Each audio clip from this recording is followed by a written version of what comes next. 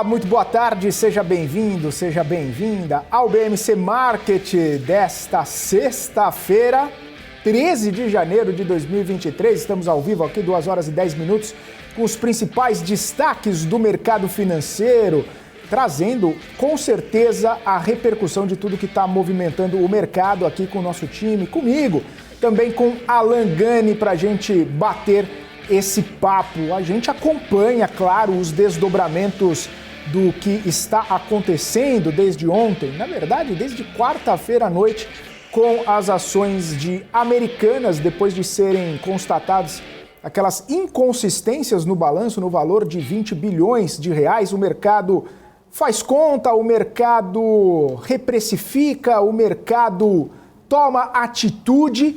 E hoje a ação de Americanas já está subindo mais de 36%. Até agora há pouco, quando eu tinha olhado, estava mais de 25%. Agora a ação de Americanas subindo mais de 36%, depois daquela que foi considerada a maior queda da história de Americanas, mais de 77%. Só para variar um pouquinho, as ações de Americanas seguem em leilão. Depois de abrir, para negociação, já num gap de alta ali de cerca de 10%, as ações de Americanas estão entrando e saindo de leilão justamente pelo fato de ter ali a maior oscilação permitida pela B3. É uma situação que acaba trazendo ali, movimentação para o mercado, muita expectativa para saber o que os gestores estão pensando, o que os investidores estão pensando.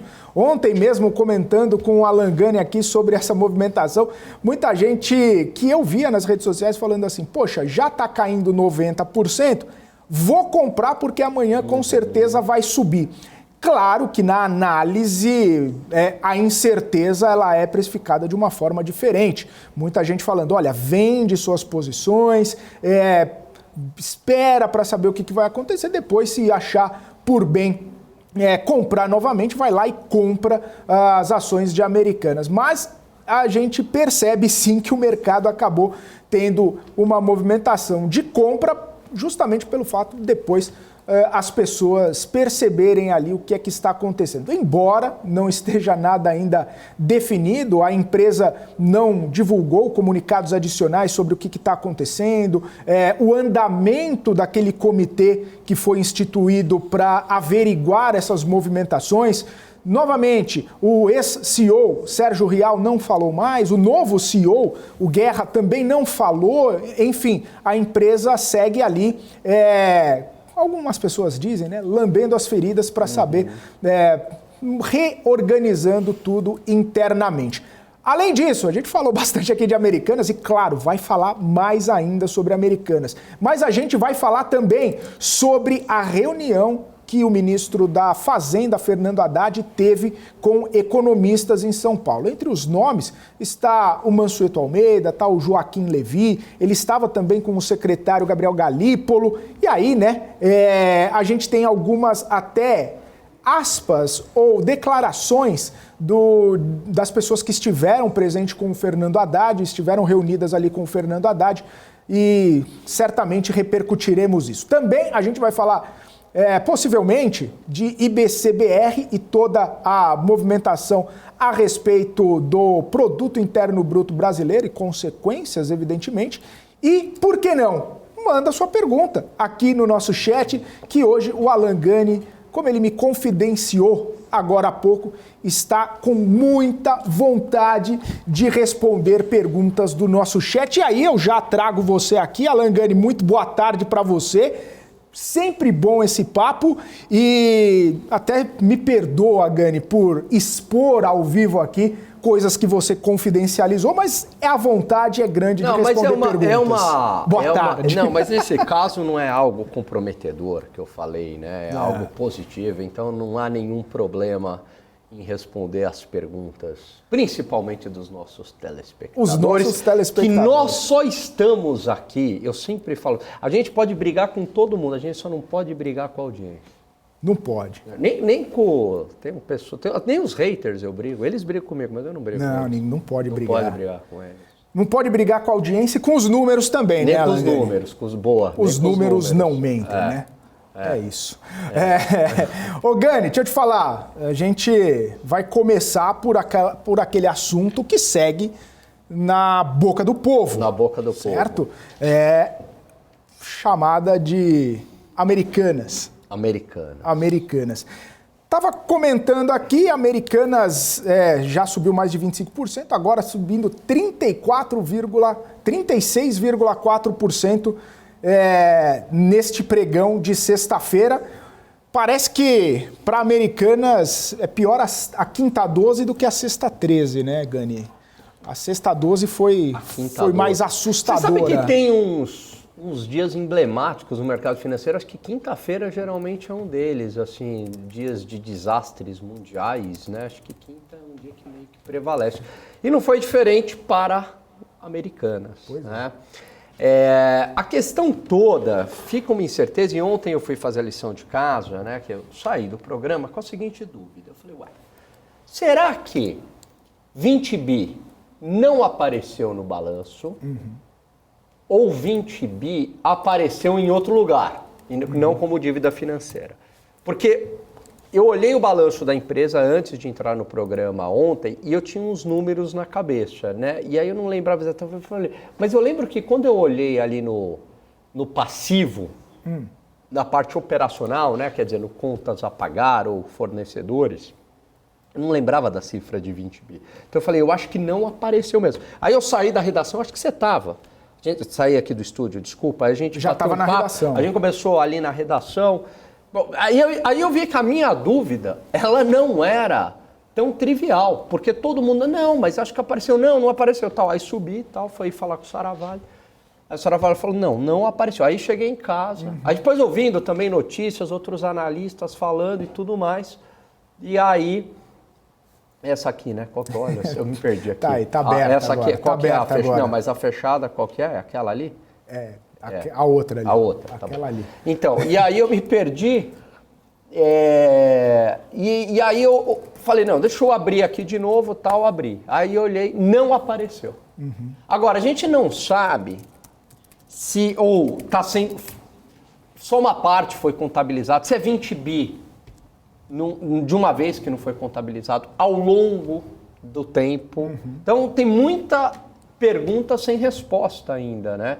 Em relação a Americanas. De todo modo, a leitura que eu faço é que 20 bi não apareceu no balanço. O que é pior, né?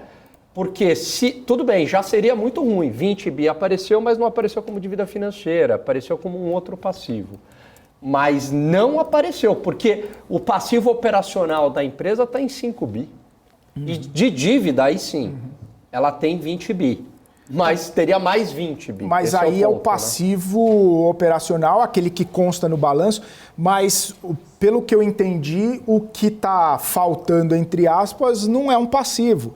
É um compromisso com da conta fornecedor. Da conta fornecedor. E da conta fornecedor não entra no passivo, não é uma dívida, né? É um compromisso. Não, entra, porque o fornecedor é o passivo operacional, né? Tá. Então ele não é um passivo financeiro, entendeu? Mas pelo que eu vi, porque o passivo operacional, ele tá 5. Então, tudo bem, vamos contabilizar esses 20 bi. Mas aí não importa, porque se for esses 20 bi que não apareceram, ou ele aí tem uma discussão, tá? Ele pode ser um passivo financeiro, aí entra como dívida, curto ou longo prazo, né? Ou ele vai entrar como fornecedores, ou contas a pagar, que é um passivo. Mas, de todo modo, é uma obrigação da empresa, mas não apareceu. Porque os 5 não bate com os 20, entendeu? Esse que é toda a discussão aí. Até o Vitor está falando assim que se não foi só uma estimativa, porque ainda não tinha concretizado toda a averiguação, né? Então, ele falou, pelo menos 20, algo em torno de 20, não seria cravado, redondo, até para conseguir procurar dentro do balanço o número, né? 20 redondo ali. Então seria uma estimativa, até porque entre 7 e 10 anos, também ainda não se sabe, né? É muito incipiente ainda. Muito incipiente. Tem alguns analistas, casas de research e tudo, que disseram que a empresa tem problemas e tudo mais, Uns fizeram até crítica, né, ao Real, dizendo que esse tipo de contabilização acontece no varejo, não que a empresa não tenha problemas, abre aspas aí. Mas a queda foi muito exagerada, então abriu uma, né, para esses analistas, tinha aberto aí uma oportunidade de compra. Eu fico com muito receio, eu não gosto de jogar aí nessa incerteza, cheio de perguntas sem respostas, né? Para quem quer emoção e correr risco, de fato, né? Ontem caiu, se você acertou o olho do mosquito e entrou numa queda de quase 80% e agora, quanto? Subiu em 36%? 36%. Mas você também poderia, né, perder mais ainda, né? Então, é complicado. Enfim, acho que tem que saber muito bem o que está fazendo nesse caso. Organic, se cair 90%, dá para cair mais 90%? Dá, né? Tá. É igual aquela coisa, né? Se você tomar metade do refrigerante de uma lata e depois o próximo tomar metade, tomar metade, é quase o Fibonacci. Você nunca acaba. Essas são boas perguntas para fazer para estagiários. O Regis fica pegando muito no meu pau, no meu pé, o Felipão. Aqui. Pega mesmo. Ele pega muito. Pega no pé de todo mundo, cara. Impressionante. Mas, enfim. Ô, Gani, tem pergunta aqui. Vamos lá. O Zul falando assim, você acredita que até junho vai ter alguma empresa viva no Brasil? A gente tem um ministro que não sabe sobre CVM, CMN. Aí é torcida, né? Tem que analisar. Não, as empresas, elas continuam, né? Enfim, e tem até eu tenho um amigo meu que ele tem professor de economia, inclusive mora fora do país, professor fora, e ele tem uma tese que eu acho interessante, né? Que ele fala o seguinte, olha, entre eu ter dinheiro numa empresa ou um título do governo, eu confio mais numa empresa, tese dele. Porque ele fala assim, você tem essas grandes empresas, passa governo, sai governo, a empresa continua e não dá um calote. Mas se você pegar o histórico, olha que interessante, provocativo, né? Se você pegar o histórico de empresas, de governos aqui no Brasil, teve calote já. Sim. Né? Então, assim, pense o seguinte, você estava no Collor, congelou a poupança, mas se você tivesse dinheiro aplicado na época, na Vale, sei lá, a Vale ainda não era capital aberto, né? Mas pegar uma empresa aí, o Itaú... Quando? A Vale era? Não, que ano?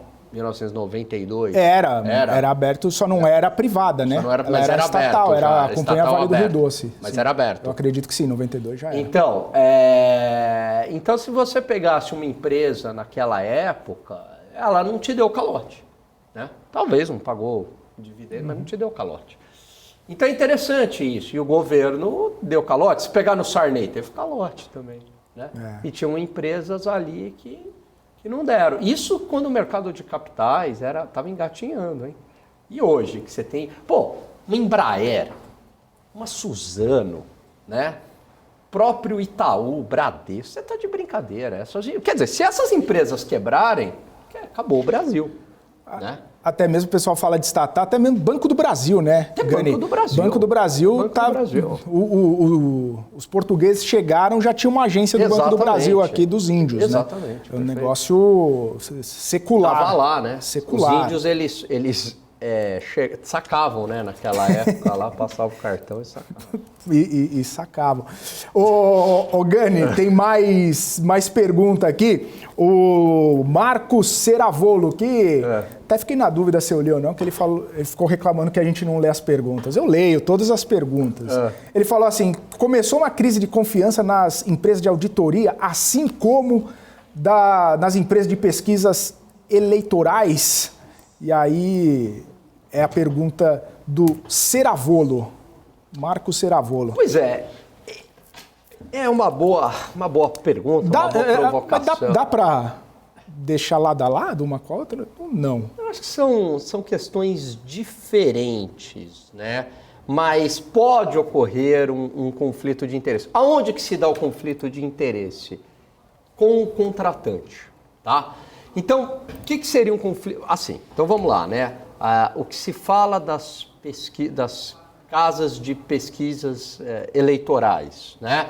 Então, os questionamentos que se fazem. Então, primeiro, por que elas têm errado tanto ultimamente? Então, primeira hipótese, erro estatístico. Então, o mundo mudou, tem rede social, a informação é muito mais rápida e elas não conseguem captar este erro estatístico, tá? Então, tem essa hipótese.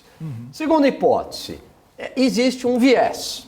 Então, existe algum viés ali de quem coleta aquelas informações, dos colaboradores desta empresa, com algumas técnicas de perguntas, de amostragem, você consegue levar o resultado mais para a linha ideológica que você quer. Essa é uma segunda hipótese. Tudo eu estou falando em hipótese porque nada disso, obviamente, foi comprovado.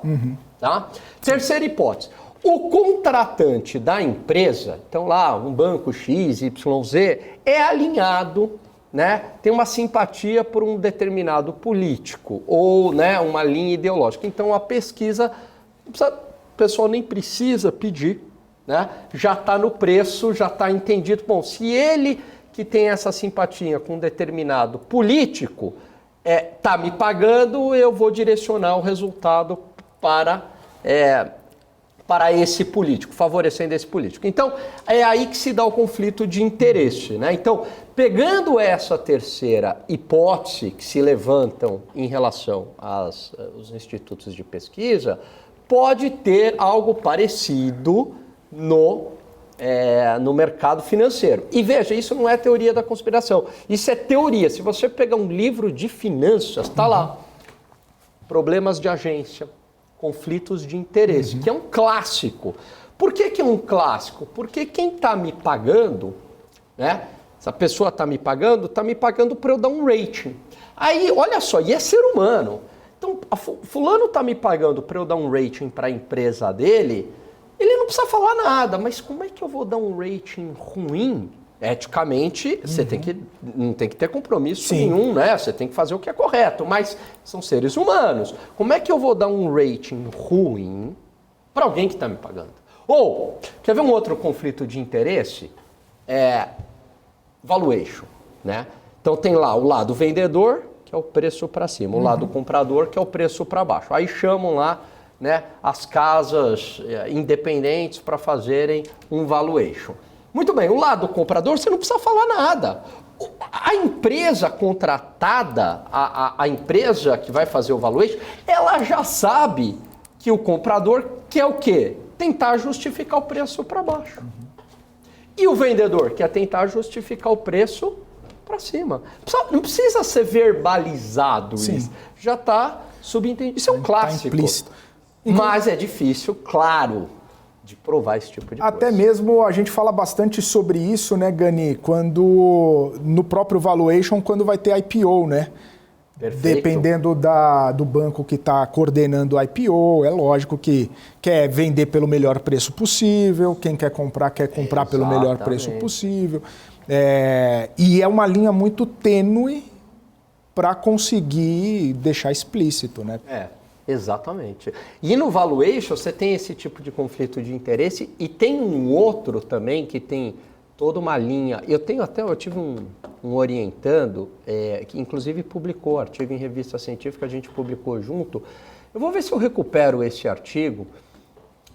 Eu fui orientador dele e a gente fez um estudo onde haveria underpricing valuation em IPO, né? No primeiro dia de negociação dava para pegar um underpricing.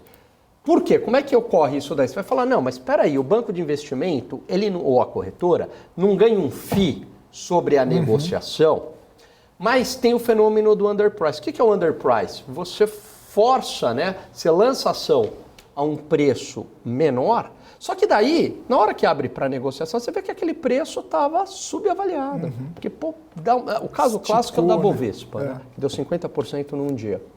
Você fala, peraí, então fizeram errado, né? Então tem toda uma literatura que estuda, não estou dizendo que não, a Bovespa foi um fenômeno que teve essa intenção, mas estava 50% a menos o preço, né? Aconteceu. Mas tem uma linha em finanças que estuda isso, quer dizer,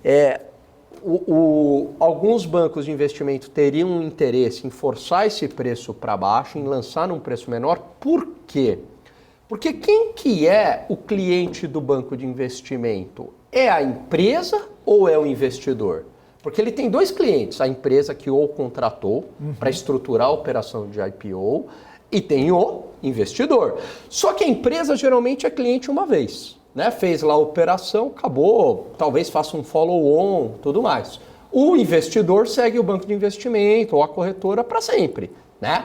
É um cliente muito mais interessante, vamos colocar assim. Então, eu quero agradar quem? Principalmente a empresa ou o investidor? O investidor. Só que tem um conflito de interesse aí, porque a empresa quer o preço lá em cima para captar mais. O investidor quer o preço lá embaixo, justamente para ter para fazer dinheiro depois. Para fazer dinheiro depois, para ter um maior retorno. Então, essas questões são muito interessantes, né, no campo de finanças, e olha como entra toda essa questão de conflito de interesse. Porque não é um mundo... E eu gosto, e eu acho que é aí que tem uma coisa que é legal de finanças, né?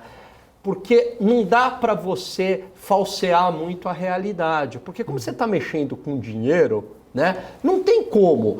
Você tem que estudar essas questões. Olha, o ser humano não é bonzinho. Ele tem um lado que muitas vezes ele não vai ser ético, né? Então você estuda, você pega lá livros de finanças, conflito de interesse, conflitos de agência, como minimizar, por isso que tem uma série de regras tentando minimizar. E mesmo assim acontece. E aí entra no que a gente falou lá no começo, né? Número não mente. Número não mente. É o que eu até vou citar aqui, a gente estava falando de série mais cedo, o House, Dr. House, ele fala assim, a medicina não mente, o diagnóstico não mente. As pessoas mentem. Então, perfeito. As pessoas mentem, mas os números do balanço, não mentem, né? A não ser que as pessoas mintam no balanço. Aí mente. Exatamente. Aí já fraudaram o exame, né? Aí tá, o exame tá fraudado. O Marco Ceravolo, quando você estava falando essa questão do rating e disso e daquilo, eu lembrei na hora que eu vi recentemente aquele filme do Ike Batista, onde retrata toda a questão da precificação da OGX e da captação dos recursos, enfim, baseado naquele livro lá, Tudo ou Nada, dele. E o Ceravolo falou a mesma coisa, ele falou, é a OGX. Então, mostrou, né, lógico que de uma forma de dramaturgia ali, né, de filme, mas a forma como foi precificada a OGX, que chamaram os analistas e tal, e uma festa, isso e aquilo, apresentaram os números, enfim, e papo vai, papo vem, canetaram baita valuation, uma percepção da empresa que era um PowerPoint, né, no fim das contas. E aí é isso, né, Gani? Eu lembrei disso e fui lembrado também pelo Ceravolo. Aliás, o Ogro aqui deu uma informação importantíssima. Sim. Ele falou que a Vale não só estava listada na época, como já estava no primeiro do Ibovespa de 1968. Então é isso, né? Quer dizer, você tomou calote lá do Sarney, do Collor, mas você tinha a Vale e aí? Entendeu? Então eu achei interessante essa provocação que um amigo meu fez doutorado na LSI e tudo mais, e ele falou, mas a empresa, essas grandes empresas, elas às vezes são mais confiáveis do que o próprio governo, né? Você ter ações dessas empresas. Achei interessante, achei bem interessante, né? Porque a gente, no mundo de finanças, a gente sempre estuda o governo como risco mínimo, né? O governo americano como risco zero. Beleza. Inclusive o Ogro, né, eu falei, estava falando lá, né, de metade, mais metade, falei Fibonacci, ele já ouviu um Fibonacci? O Ogro Você fala Fibonacci, o Ogro aparece. O Ogro... Né? Grande Ogro. Grande Ogro. Abraço para você, meu caro Ogro de Wall Street. Espero semana que vem bater papo contigo. Terça-feira, hein, senhor André Machado. Você vai bater um papo com ele? Não, ele tá toda terça aqui com a gente. Pensei que era um podcast. E como eu tô aqui, né, eu Você sabe que tem uma salinha ali, tem um colchão, eu durmo aqui. Você dá uma dormida aí, eu praticamente moro aqui na BMC. Alguém falou aí, acho que foi o MPK, do seu nível de concentração, cara. É verdade, não é fácil. A gente tá falando disso no início É porque você teve um ato falho aí, Gani. E aí o pessoal achou que eu iria descambar para a risada. Não, aqui é concentração. Sim, eu tive um ato falho, verdade. Lembrei. Mas beleza. Bom. Gani, só para atualizar aqui, olha só. Americanas subindo agora 50,37%. Caramba. R$ 4,15. Se eu soubesse, tinha vendido a casa, o carro, o papagaio e comprado tudo em Americana. Todo mundo pensa assim, né, cara? É igual eu tava lendo nas redes sociais, né? O pessoal fala assim, não, mas tava na cara que a Americanas estava com problema. Tava. E aí você tava shorteado quanto nesse papel? Não tava. Pô, então acabou, então né? Não tava na cara, meu amigo, né? É aquela coisa, né? Sua boca tem que... Seu dinheiro tem que ir onde sua boca vai. Exatamente. Né? Então, se você fala um negócio, mas não mete grana para bancar ou para, pelo menos, mostrar que você está com confiança, então são palavras ao vento. Como diria o ex-presidente Michel Temer, verbas volante, né? Palavras voam ao vento. Que é o português impecável. Falou latim, é com ele mesmo, né? Pois mas você pega, por exemplo, Magalu, né? Eu estava vendo uns gráficos de varejistas ontem, né? O professor Su, que fez isso, achei interessante no Instagram dele, fez lá, né? Os gráficos de varejistas. Desde o início, né? E assim, sem retorno ou retorno negativo. Então, você pode ter tido... Você pega a Magalu desde o início, acho que estava no 0 a 0 ou pouquíssimo retorno. Mas deu aquele retorno extraordinário. Então, a questão de quando você entra e quando você sai que é fundamental. Mas se você entrou lá atrás e ficou até hoje, e aí? Né? Então, a mesma coisa com as criptos, né? As bitcoins, por exemplo. E muita gente fala assim, puxa, se eu tivesse comprado lá atrás e não sei o quê... Só que talvez você já teria vendido. Pensa nisso. Porque, vamos supor, você comprou a $1.000 dólares, né? Na hora que bateu $5.000... meu amigo. Você vai falar, não vai subir mais. Não vai. Eu vou vender, grana no bolso. De 1.000 eu tô fazendo 5.000. É uma viagem isso daí de graça. E aí chegou, né? A 50, sei lá. 64 mil dólares. Agora 18. Então... Mas você sabe que nos olhando para trás é fácil. Nos idos, acho que 2015, 2014, muito tempo atrás, um amigo falou, tem um negócio aí, Bitcoin, $1.500 dólares. Acho que 2015, 2014, alguma coisa. Também. $1.500, não sei o quê. Aí Bitcoin, $1.500. Se tivesse até agora, já tinha chegado em 64. Tava bem. O lance, sabe a melhor coisa que poderia acontecer? Era ter comprado, tá bom, vai. E ter esquecido. Você esqueceu. Aí, de repente, você acordou e falou, putz, eu lembro que eu tinha isso daí. Esse sacanagem, era o melhor... mas você entra em coma, né? Você entra em coma. Fica lá, né? Dormindo. Exatamente, é isso aí. Ou você compra a Petrobras lá em R$4, né? Também. No auge de todos os escândalos e tudo. E aí o pessoal fala assim, mas tava na cara que Petrobras ia subir. Mas por que não poderia ir para 2? E o IRB? Pois é. Não é a mesma coisa? Não, o IRB assim, que tá de graça. Aí foi para 4. Não, agora não cai mais. Aí foi para 3, não cai mais. Aí foi para 2, não vai mais. Né? 1 centavos, não é? Mas não... Pode. Pode. Não é?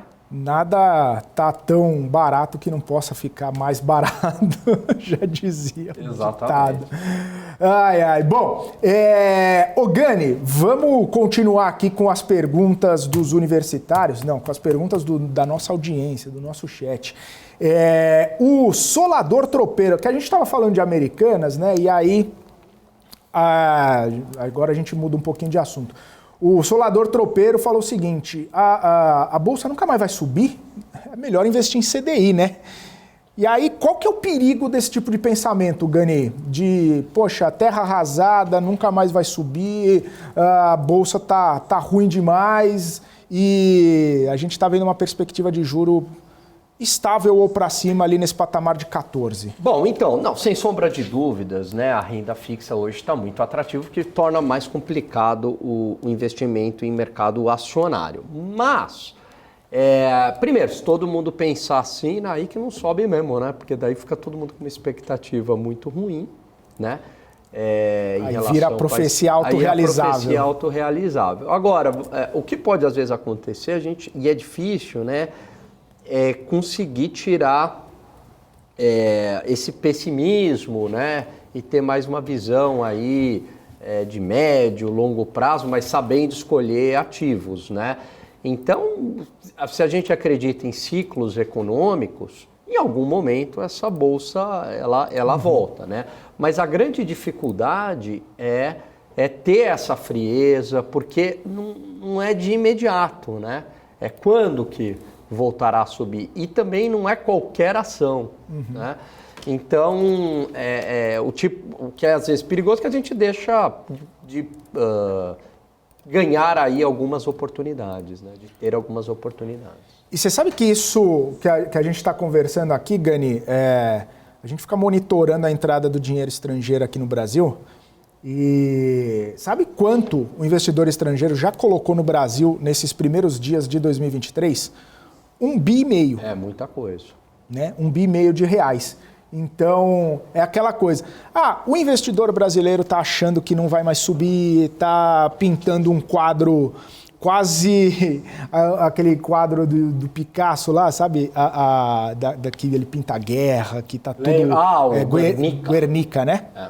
Tá lindo, quase... maravilhoso. Sensacional aquele quadro. Você viu? Pelo amor de Deus. E também Madrid, maravilhoso. Ele pinta, né? Aquela terra arrasada, touros mortos. Bem analogia legal, né? Touros mortos. E tudo mais. O investidor estrangeiro está mandando grana para cá. Né? Pois então, cada um tem expectativas diferentes. E eu acho que tem uma questão que é bastante importante a gente separar, né? Existe uma expectativa em relação, de longo prazo, em relação ao que vai ser a empresa. Aí você está analisando os fundamentos da empresa. Então, deixa eu dar um exemplo. Vamos imaginar que você olhe e fale assim, olha, essa empresa, no longo prazo, ela vai explodir. Vamos pegar um exemplo. Americanas. Tá bom. Só para a gente manter dentro de um contexto. Exemplo, pelo amor de Deus. Vai explodir. Vai explodir e tal, não sei o quê, eu vejo isso. Só que só você está enxergando isso. Né? E o fato de só você enxergar isso não significa que o preço da ação vai subir. Porque para esse preço da ação subir, a maioria dos investidores deve acreditar que a empresa vai subir, vão entrar comprando, vão fazer esse preço se mover. Legal? Muito bem. Então, se você vai operar mais a curto prazo, não importa muito o fundamento e muito mais você está operando a reação que o mercado vai ter em relação à ação, entendeu? Então pode ser que a longo prazo você acha que a empresa vai bem, mas a curto prazo você vai falar, e ainda vão sair algumas notícias, etc e tal, e os investidores vão reagir mal. Mesmo eu acreditando que no longo prazo a empresa vai bem. Então, você está operando a reação do mercado e não exatamente os fundamentos. Mas então nunca vão se encontrar? Não, chega num momento que a realidade se impõe e os investidores vão olhar e falar, nossa, mas espera aí, essa empresa não é tão ruim assim, ou essa empresa não é tão boa assim. Então, às vezes é importante porque pode ser que você esteja correto, que a sua percepção esteja correta a médio e longo prazo, mas a curto prazo você vai ver o mercado subindo porque o mercado está desregulado. Em algum momento vai cair, mas pode ser que tenha um momento de alta. Eu conversava ontem com uma pessoa bastante crítica do governo e tudo mais, e bastante pessimismo, mas ela falou, eu estou tentando tirar este viés para não deixar dinheiro na mesa. Pessoal, porque talvez, vamos supor, pode ser que eu fale assim, olha, o estrangeiro está com uma visão errada em relação ao Brasil, mas não há dúvidas de que ele entrando e apostando que aqui é uma oportunidade, possa mover o preço da ação para cima. Mesmo eu acreditando que, aqui é só um exemplo, de médio e longo prazo, ele possa estar errado. Deu para entender? Deu para ficar claro? O mercado não é eficiente e é esquizofrênico. Exatamente. Resumindo, perfeito. O mercado não é eficiente e é esquizofrênico. E é interessante isso, né, Gani? Porque por mais que a convicção, ou pelo menos a percepção, que o governo A, B ou C, ou que entrou, que saiu, vá para um lado ou vá para o outro, isso não impede de você tomar uma decisão racional olhando a movimentação do próprio mercado, né? Se está todo mundo, de repente, eufórico, e talvez a gente pode até ter essa percepção nessa alta aí de agora 57% em Americanas. Porque o pessoal pensa o seguinte, caiu, sei lá, 77%. Por mais que você ache que a empresa está com problema, por mais que você ache que a empresa vai ter problema no futuro, que ela não vai conseguir sair tão fácil dessa, que, enfim, todas as complicações pontuais de agora, você fala assim, quer saber? Eu acho que todo mundo vai comprar um pouquinho para pegar essa retomada. E aí, efetivamente, todo mundo compra um pouquinho para a retomada e sobe 60%. Você sabe onde aconteceu isso? Muitos analistas na crise de 2000, não, na crise de 2008 não, durante a pandemia, no pós-pandemia, aliás, desde a crise de 2009, né? Não faz sentido o S&P 500 estar tendo todas essas altas exacerbadas. Mas então esses analistas não acreditam nisso, mas eu não quero ficar de fora da festa. Eu acho que o mercado não está enxergando que isso está sendo movido por uma expansão monetária pelo Banco Central, pelo programa de compra de ativos, né?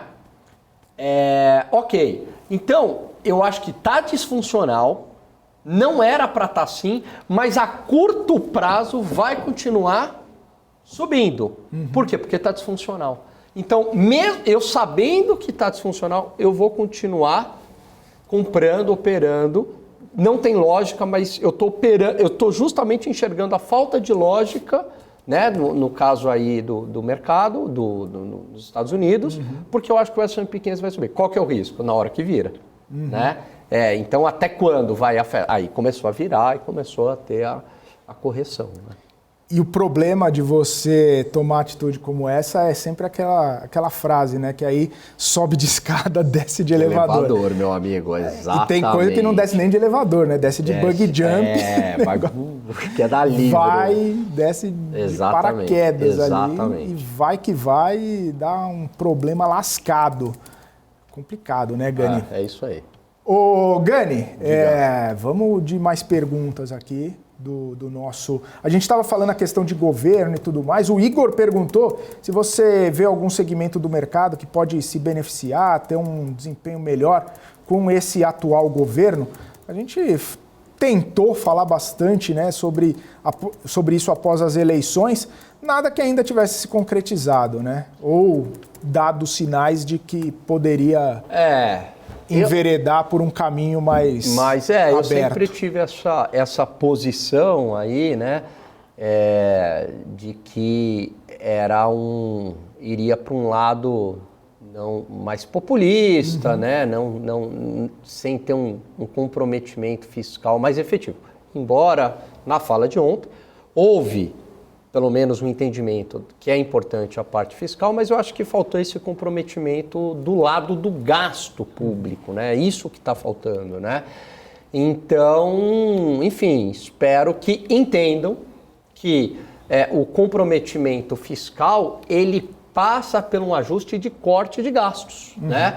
E cortar gastos, né, Filipão, muitas vezes cortar privilégios do funcionalismo público, cortar, não oferecer uma taxa de juros subsidiada via BNDES para um grande empresário, não ter uma medida populista de curto prazo como aumento do salário mínimo que possa render votos, etc. e tal. Então significa muitas vezes medidas que são tidas como impopulares, mas necessárias para um crescimento econômico sustentável a médio e longo prazo. Então, por isso aqui que eu sempre falo o seguinte, que a responsabilidade fiscal ajuda principalmente o mais pobre. Boa. Gani, vamos para um rápido intervalo. A gente está com uma grande audiência aqui. Seguir pedindo para vocês deixarem suas perguntas aqui pro Alan Gani. O Vitor está por aqui, o Kleberson, o Regis, o Helder, o Rafael Sabino, o Romildo, o Marcelo. Quem mais está por aqui? Também o André Ribeiro, o Luiz Antônio, o Ricardo Street, o Solador Tropeiro. O Ogro estava por aqui também e já foi embora. Ele falou assim, se vaca voasse, chovia leite. Sensacional. O Doug está por aqui, o MPK estava por aqui até agora há pouco, ele falou que precisava sair. Te entendo, viu, MPK? Você que estava no fim do ano lá, curtindo a família, curtindo uma rede preguiçosa para deitar com churrasco. Eu não trocava isso por nada. Quem mais está por aqui? Marmar está por aqui também. Joker, o Romildo, acho que eu já falei também que o Romildo estava por aqui. Enfim, todo mundo que está aqui com a gente, muito obrigado. O Eliel Scott, o Léo Delara está por aqui também, que... se não me engano, é primo do Ale Delara. Acho que o Cabral falou isso no outro dia, se não me falha a memória. O Marcelo Alves, o Leandro Santos falou, eu tô por aqui também. Gente, seguinte, a gente vai para um rápido intervalo e daqui a pouquinho a gente está de volta aqui no BMC Market. Fica com a gente.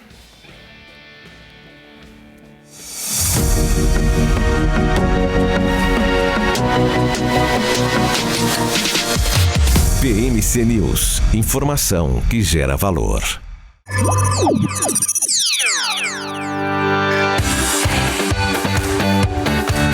Aqui você pode negociar índices como DAX, Nasdaq e S&P 500 e commodities como soja, cobre, petróleo e café. Além de ações e ADRs das maiores empresas do mundo, como a BMW, Google, Apple, Netflix e Disney.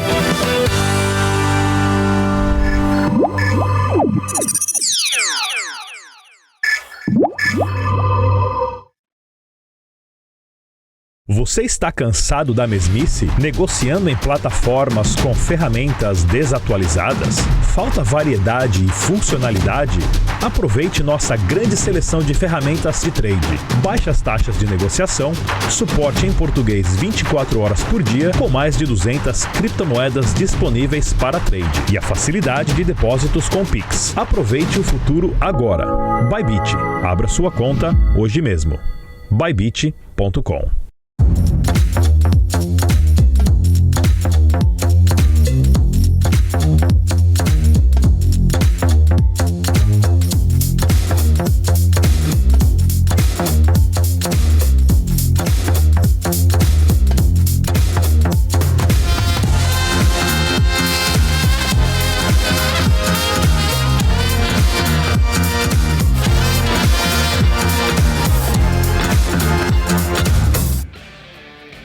Bem-vindo de volta, BMC Market, ao vivo aqui, 2 horas e 53 minutos do dia 13 de janeiro de 2023. Você é supersticioso?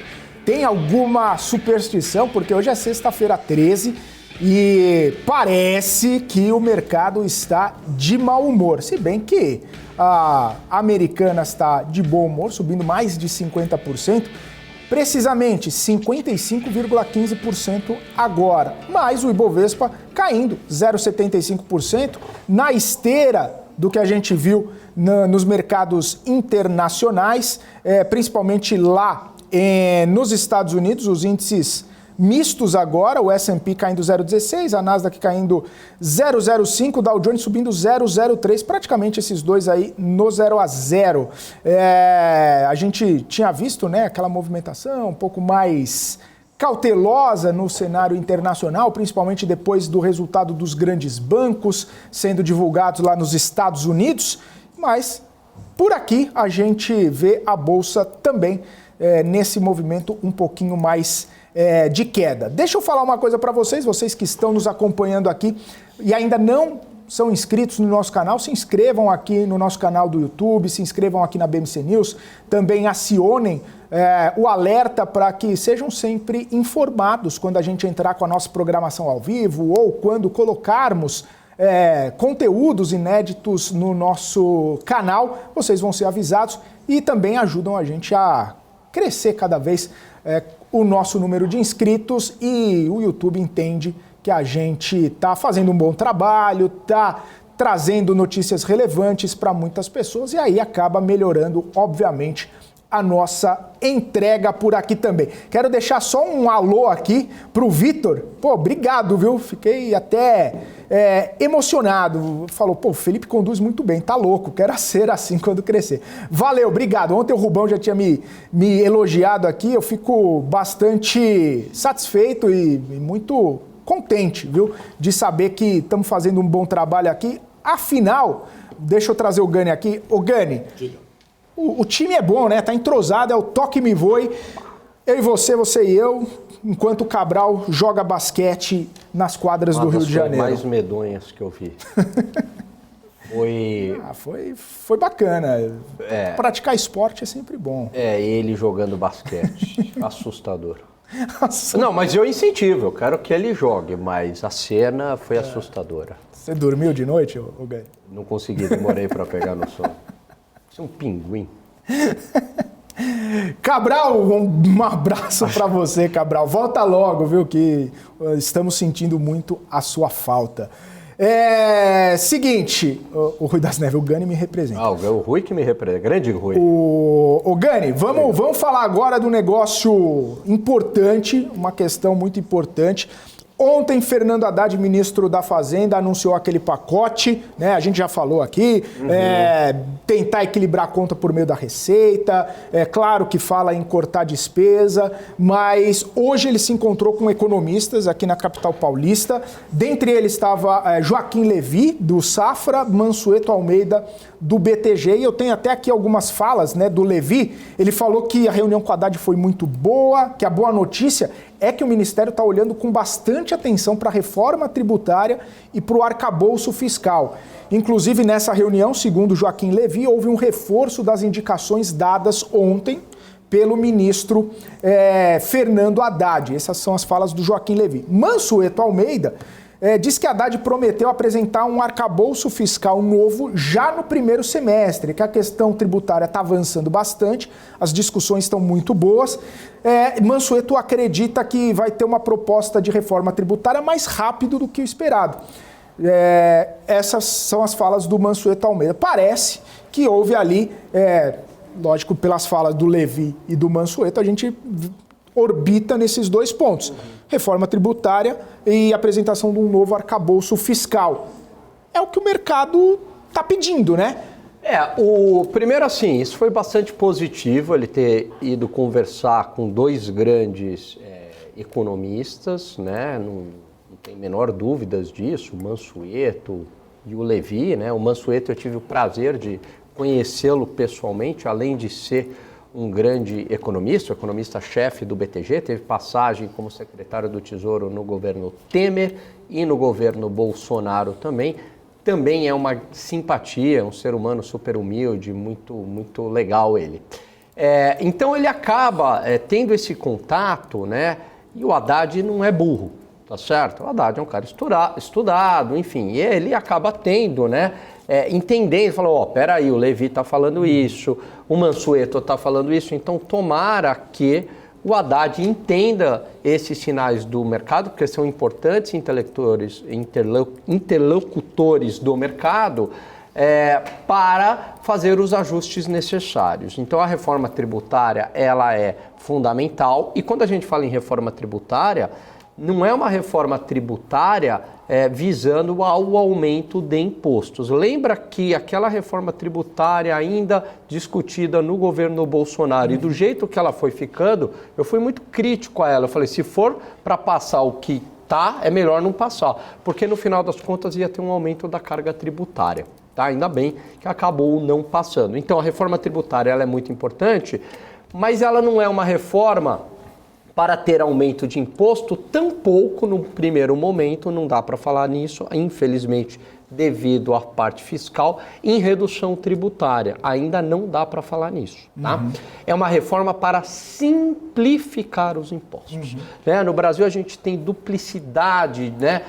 De impostos, tem inúmeros impostos. Então as empresas, elas acabam gastando muito tempo, muito recurso, muita energia, com aquilo que não é o core business dela, mas perdendo tempo com burocracia e administração tributária. Só a legislação de ICMS é um troço desse tamanho. Então, melhorar, né, tornar o sistema mais eficiente, isso vai trazer mais produtividade para as empresas à medida que elas não vão ter que gastar tanto tempo e dinheiro com administração e com planejamento tributário. Então isso é um ponto, tá? E que pode também aumentar a arrecadação do governo, diminuindo gargalos. Agora, o que é fundamental não é só discutir uma reforma tributária, que eu acho que é o que faltou no discurso do Haddad ontem, né? Não é só olhar para o lado da arrecadação, né?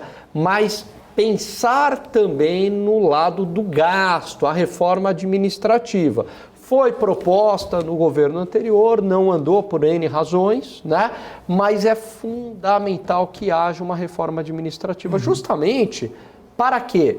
Para tornar o gasto público mais eficiente, né? Acabarem com os desperdícios, aonde tem que acabar, e sobrar para outras áreas. Veja que em 2015, se eu não me engano, havia um estudo do Banco Mundial dizendo que se fizessem alguns ajustes ali, aonde o governo tem margem de manobra, onde não são aqueles gastos já contratados, né, onde ele é discricionário, daria uma economia de 400 bi. Corrigindo a valores de hoje, né, seria o quê? Talvez 500 bilhões ou até mais, né, possivelmente.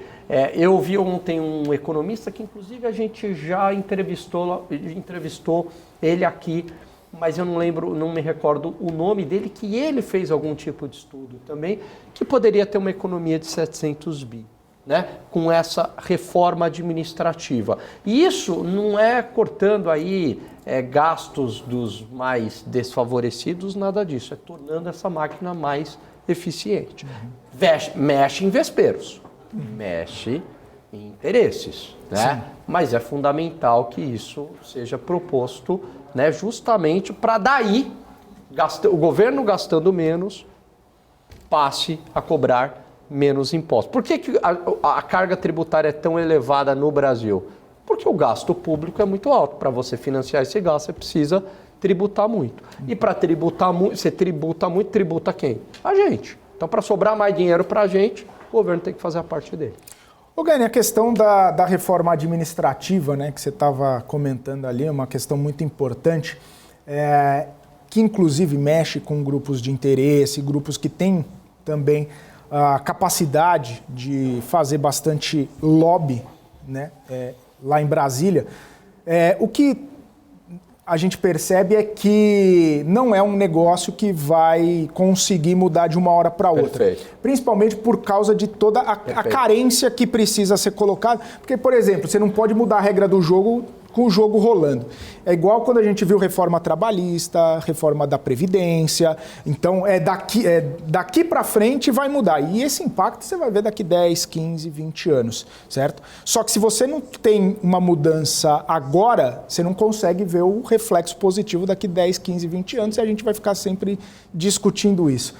Tem até a frase boa pra caramba que o pessoal fala, que a melhor hora para plantar uma árvore foi 20 anos atrás, a segunda melhor hora é hoje. Né? Porque você vai efetivamente colher os frutos mais para frente. Se você tivesse plantado antes, você colheria antes os frutos.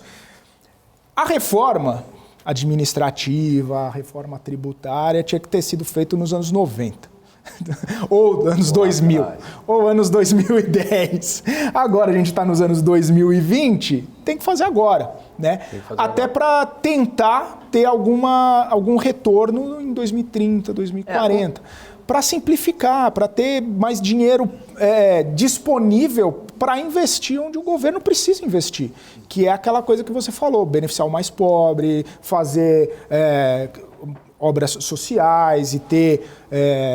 ver para quem tem menos condição financeira, menor renda, enfim, subsidiar mesmo um plano social, né? O grande problema historicamente, né, se a gente pegar o passado recente, de, sei lá, 94 para cá, ou até antes mesmo, em períodos onde há um crescimento econômico e as coisas estão mais normais, e aonde o governante teria mais capital político para passar reformas mais impopulares, porém com benefícios duradouros à frente, ele não faz isso. Justamente porque está com a popularidade alta, né?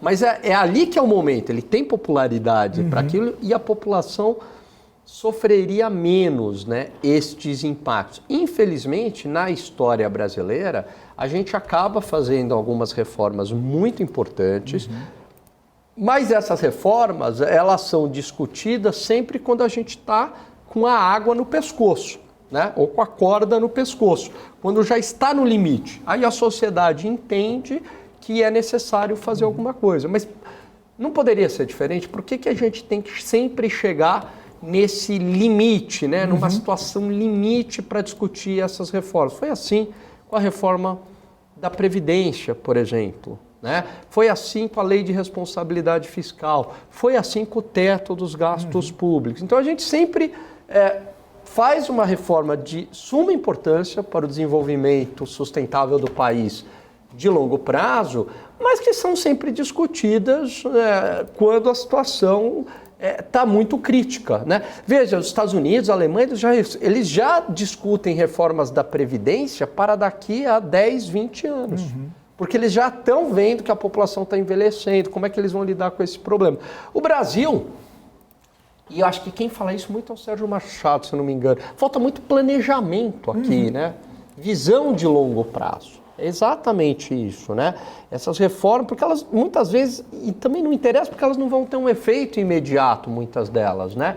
Mas numa visão de longo prazo. Nesse sentido, Filipão, é super importante essa pacificação do país, porque é justamente todo mundo ter um objetivo de longo prazo, né? O que a gente quer ser, onde a gente quer chegar, né?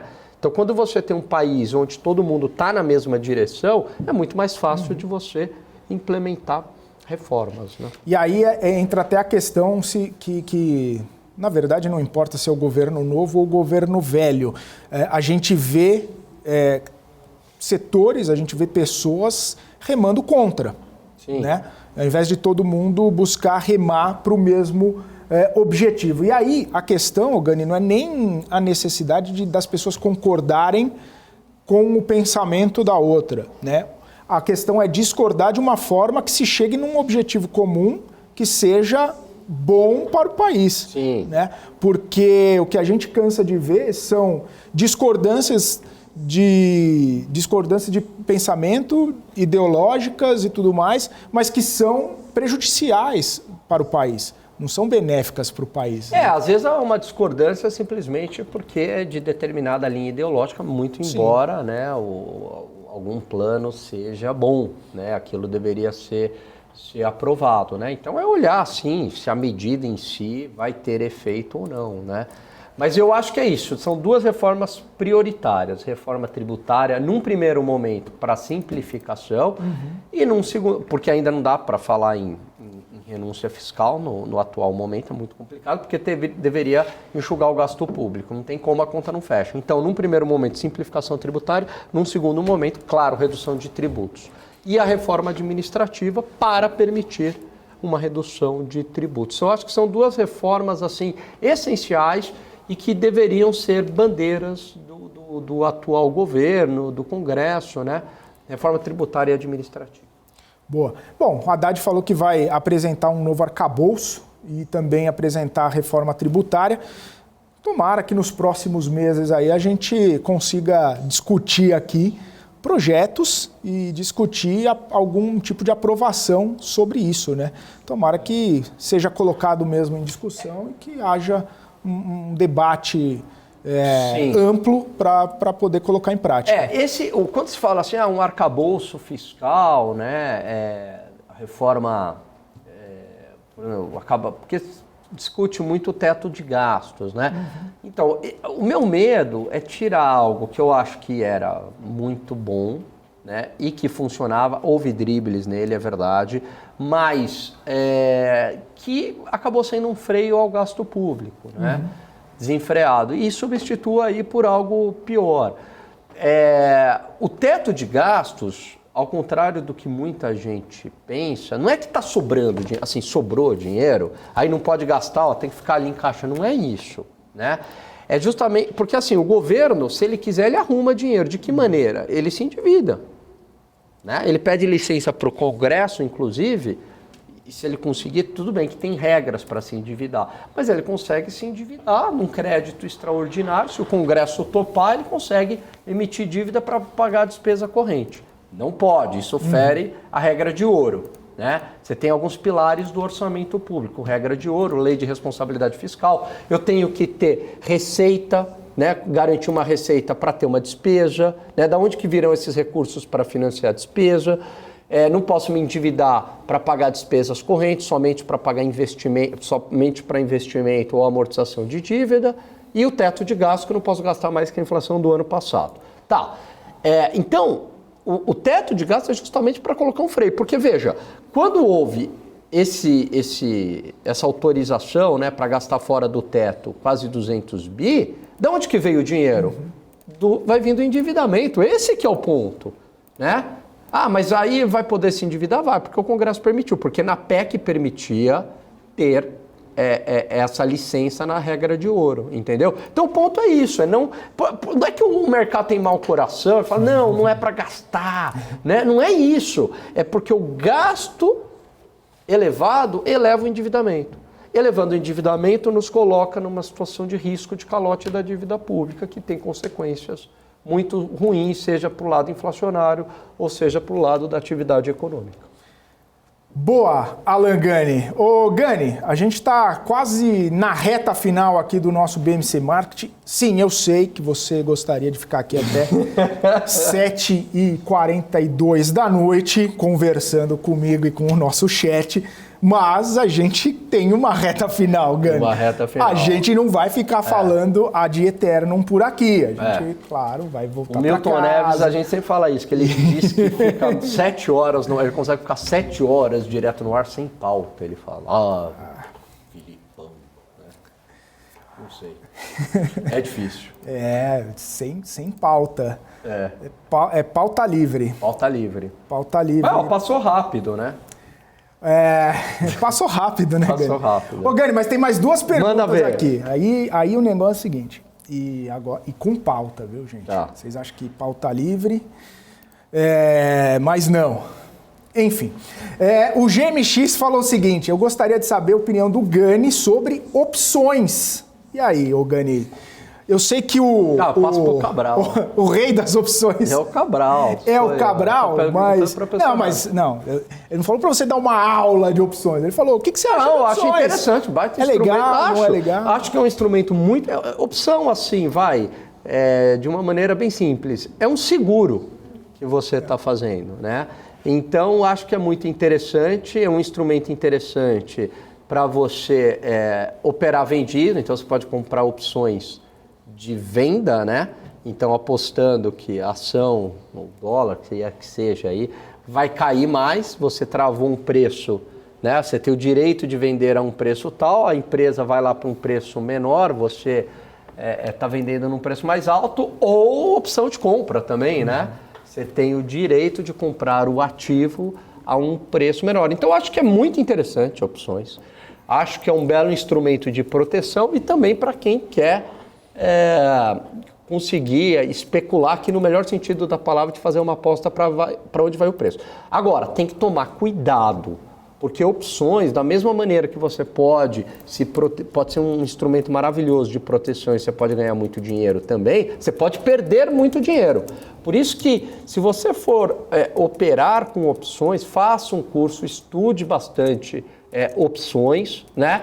E não saia aí comprando qualquer estratégia que a gente olhou no YouTube, porque daí fatalmente você vai perder dinheiro. Então vale a pena estudar, tem excelentes livros de opção e excelentes cursos de opção também. Boa. Ô, Gani, tava dando uma olhada em Americanas, que chegou a subir quase 60% até agora há pouco, agora está subindo 31,25%, está devolvendo, né? Inclusive a ação está em leilão e dentro do leilão já caindo mais 5%. A gente recebeu uma informação agora que o Ministério Público Federal aqui de São Paulo instaurou um procedimento para apurar indícios de insider trading por executivos de Americanas.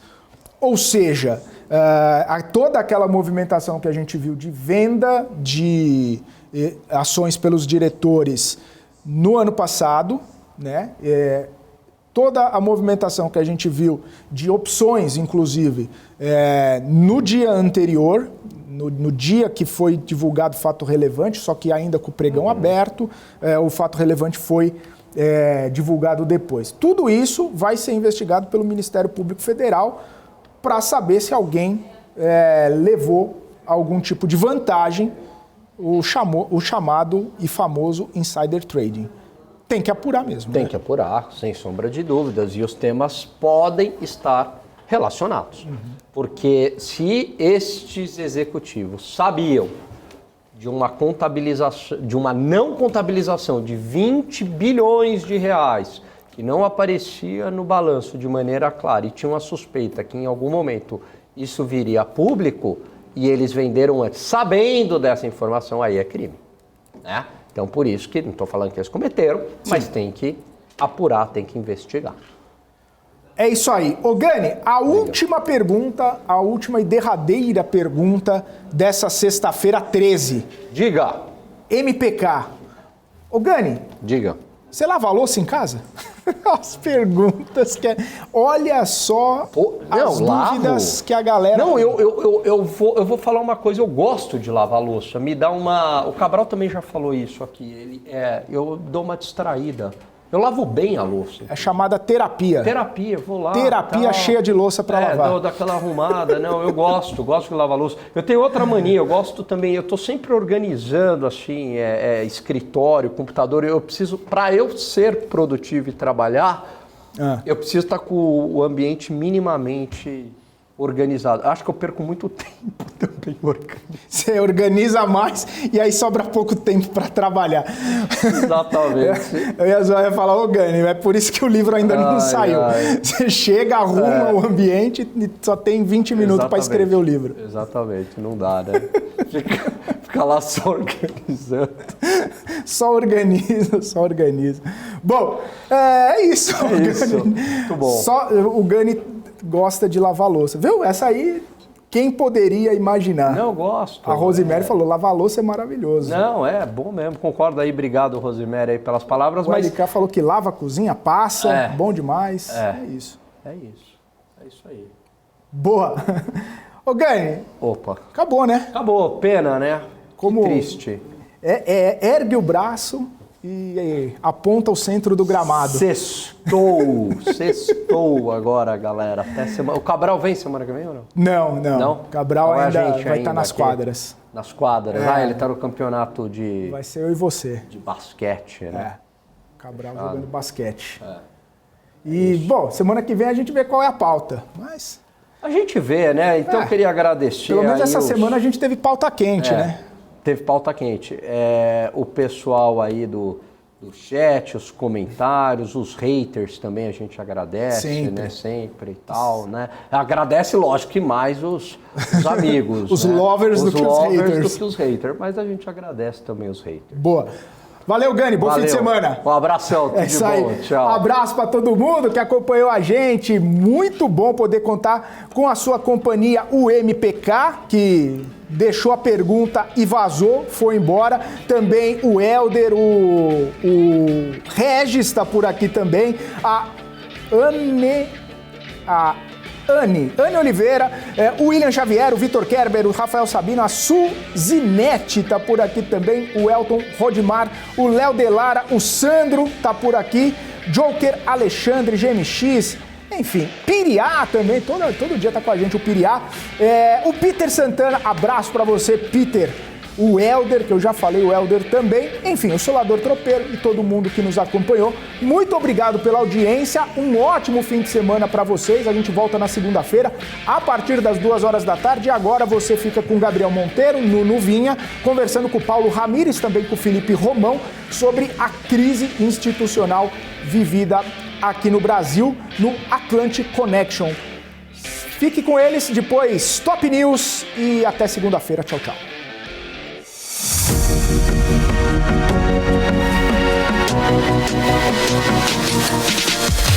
PMC News. Informação que gera valor.